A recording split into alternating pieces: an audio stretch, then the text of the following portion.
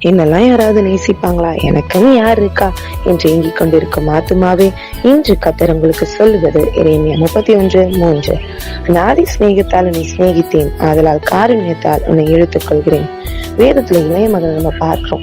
அவன் தகப்பனை காயப்படுத்தி விட்டு எல்லாவற்றையும் பெற்றுக்கொண்டு தூர தேசத்துக்கு போறான். ஒரு நாள் எல்லாவற்றையும் இழந்து விட்டு அவன் மறுபடியும் மீண்டும் தகப்பன் இடத்துல வருகிறத நம்ம பார்க்கிறோம். அப்படி வரும் பொழுது அவனை உதறி விடாதபடிக்கு தகப்பன் ஓடி சென்று கட்டி அணைக்கிறதையும் நம்ம பார்க்கிறோம். அப்படி இருக்கும் பொழுது நம்ம அவருடைய பிள்ளைகளா இருக்கிறோம். அவர் நம்ம எப்படிங்க விடுவாரு? நம்ம நேசிக்கிறவாரு, ஒருவர் அருகிலேயே இருக்கிறாரு. அவர் எந்த சூழ்நிலையும் நம்மள அவர் விடவே மாட்டார். நம்ம எப்பொழுதும் கட்டி அணைத்துக் கொண்டு நம்ம அன்பா இருக்கிற ஒருவர் இருக்கிறதுனால நம்ம எதை குறித்து கலங்க வேண்டாம்.